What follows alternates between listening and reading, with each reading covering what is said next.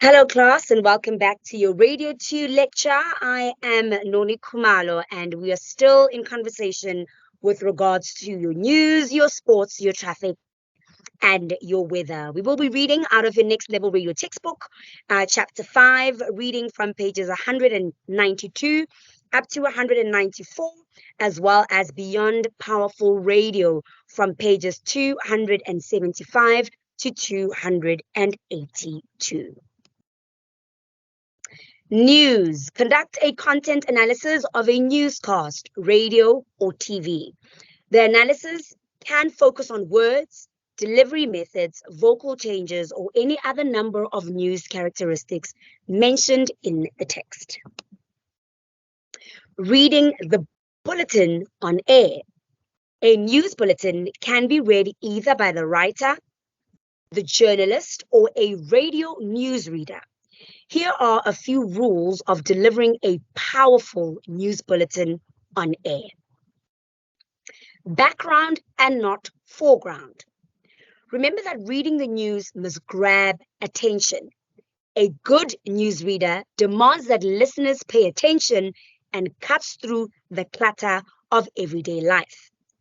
But do not let a quest for conciseness leave your story incomplete. To make a mistake is human. Newsreaders make mistakes and sometimes misread their script lines. Mistakes are normal and will never be entirely avoidable. It is also important that a newsreader develops their own style.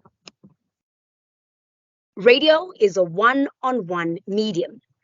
The newsreader is telling the story in a manner that feels like it is happening face-to-face and one-on-one. This is the true essence of a radio medium. It is portable and personal. It should therefore be delivered as though it is being directly delivered to a friend rather than a collective, nameless, and faceless mass. What, why, and how before who, when, and where. That is most of the time. When reading the bulletin, be sensitive to how the story will affect the listener, why that is the case, and what the possible change entails. This gives the story a "we are in it together" feel that bridges the distance between on-air presenters as well as listeners. Read the stories before reading them. What do I mean by that? It might sound a little bit obvious, but many newsreaders just wing it with a bulletin while they're live on air. Please don't do this. Read as often as you can to ensure that once you get on air, you sound absolutely brilliant. It is almost always disastrous. A lack of reading through preparation will almost always result in misreading the bulletin, which sounds unprofessional and unprepared. Sound paints a picture and it creates energy. A good radio story should have a sound that imprints pictures in the mind of a listener. You could read a story about a hurricane and get all the facts correct, but if you add the sound of the wind, then you will use the radio medium at its best. Always try to obtain sound bits where possible. A pause refreshes. Utilize a fraction of a second pause for emphasis. The ever so slight elongation of a word will stress its importance while it will draw the listener's attention. If it were so easy, there would be tons of great newsreaders. If you listen closely to a variety of newsreaders, you might think that most of them sound dull and boring. This is usually because they fear to go beyond the acceptable, to reach for the exceptional. They lack practice, which is a sign of laziness. They lack coaching or air checking, which is a sign of the station's laziness. If you are learning the trade of newsreading, then here are some more tips to help guide you forward. Ensure that you follow ongoing air checks and implement the program manager's advice on how to constantly improve. Be your own critic. Demand the best from yourself and hone your craft.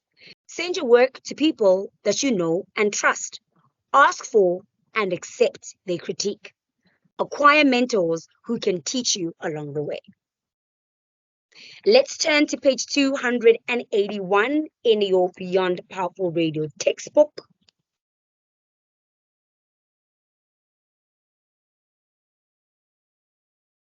Here is a checklist for powerful news.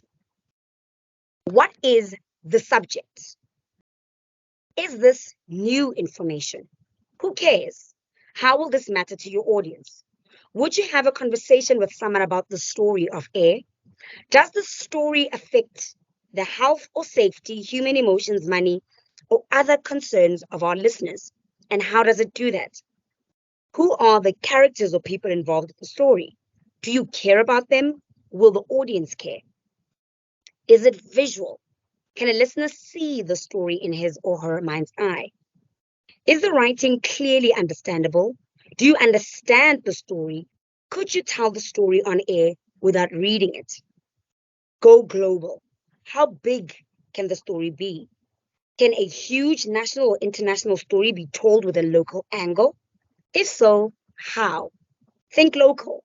For example, Best Oil Company has been ordered to pay $100 million to clean up the largest toxic spill ever to hit the American Southwest. But right here in Franklin, the Environmental Protection Agency reports some dangerous pesticides leaking into our own groundwater. The cost of cleaning that up will be high. If there are several angles to the story, can multiple versions be made? Does the story have a second-day angle or potential for Monday morning? Can it be used on a slow news day? Double check your work before it goes on air. When you are pressured or in a hurry, is it easy to leave out one or more important elements? Make sure the story contains everything that is important. That's your checklist for powerful news that you can deliver. Let's get back to the slides. What I thought we will do in this moment is to do a bit of a quiz with what the lesson entailed today and maybe go through it together. I'm going to take you through a couple of options that you can think about, and then we'll reach our answer. All right, multiple choice, choose the best answer according to the text. 1, a good news lead typically chooses from these 3 factual leads. Is it A, who, why, where? Is it B, how, why, when? Is it C, what, why, and where? Or is it D, what, why, and how? All right, let's turn to our next level radio textbook, and let's turn to page 276. And let's see if we can find our answer. At the very bottom of page 276, it says what, why, and how before who, when, and where. And that is, of course, most of the time. All right, so let's see what, why, and how before who, when, and where. Which means that our answer for this multiple choice question is D, what, why, and how. All right, I hope that helps you. Please make sure that you read the reasons for this, but let's do it together, just in case. As mentioned, good radio leads are not good newspaper leads. The newspaper gives you the old who, what, where, when, why, and how. In newspapers, the most important part of the story is where and when it happened and who was interviewed. But in radio news, the more compelling radio lead usually deal with the effect the story has on the listener. Quite simply, how will the story affect you? What is the reason for it? And why is a change taking place? Here is a good radio lead. Your taxes are about to go up.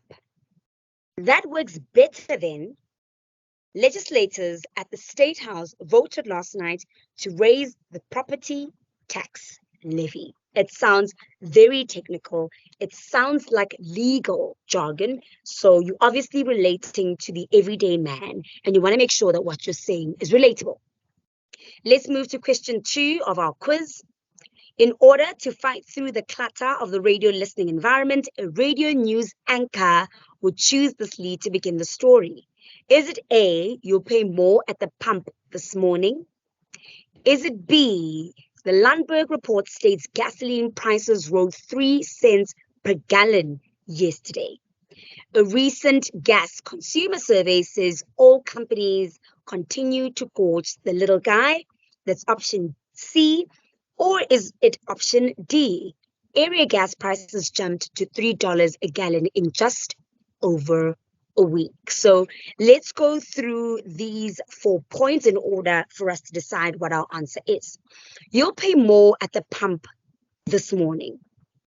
All right, they're directing it to me. This is who it's affecting. I'm paying more of gas and I'm paying it this morning. So this is information about me and it's affecting me right now. The second statement has quite a lot of jargon. It's got a gallon, it's got Lundberg, it's got gasoline prices rising. So I'm not too sure about that statement. The third statement then says that there's a survey that was conducted. Again, how does that survey affect me? Because now we're dealing with some statistics. All I want to know is that, does this issue really affect me? And then when we look at option D, they're talking about prices jumping to $3 in over a week. Again, how does this affect me at this point? So I'm leaning more towards option A, because they're telling me about something that is affecting me right now. And it's a decision that I need to take that is affecting me right now. So I'm definitely leaning more towards that. And if you need more clarity as to why I'm leaning towards option A, you can find that answer on page 276 that we just read together. Let's move on to question 3. A public speaking technique useful for a radio news anchor would be using exaggerated gestures. We're on radio. I don't know why we're doing that. The fraction of a second pause. Consistent eye contact with the audience. Again, we're on air. I'm not seeing why that is becoming so important for a news radio anchor. As well as a clear, distinguishable voice. All right, so I don't think a clear, distinguishable voice is such a bad option in this instance. However, I don't think that it is the most accurate. The most accurate answer that I would go with is a fraction of a second pause.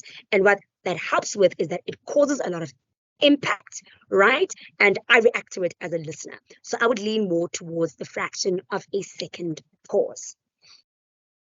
Let's move on to some true or false questions. Our fourth question for this quiz. Newswire stories should never be rewritten since they come from professional news services. What do you think about this answer? I want us to turn to page 277. And I want us to read, be a person and not a news person. All right. Read this lead. Police are beginning a probe into a possible homicide at 361 Elm Street. A 35-year-old woman was found slain. The suspected murder weapon, a Colt 45 revolver, was found next to the woman's corpse. Homicide detectives say the slaying reported has similarities to 5 other homicides in the neighborhood this year. What is wrong with this lead? Well, everything. You have words no one ever uses in a normal speech, and it sounds so pompous as to be almost silly. Instead, try this lead. A murder on Elm Street, and the cops say the killer left his gun at the scene. Police are investigating the death of a 35-year-old woman and think it may be the work of a serial killer. 5 other murders in the neighborhood have the same MO. All right, much simpler, much more understandable, especially to the everyday person. So I would say you have to rewrite a professional news story. So according to what we've read, this statement is false. This statement says that you should never rewrite these stories.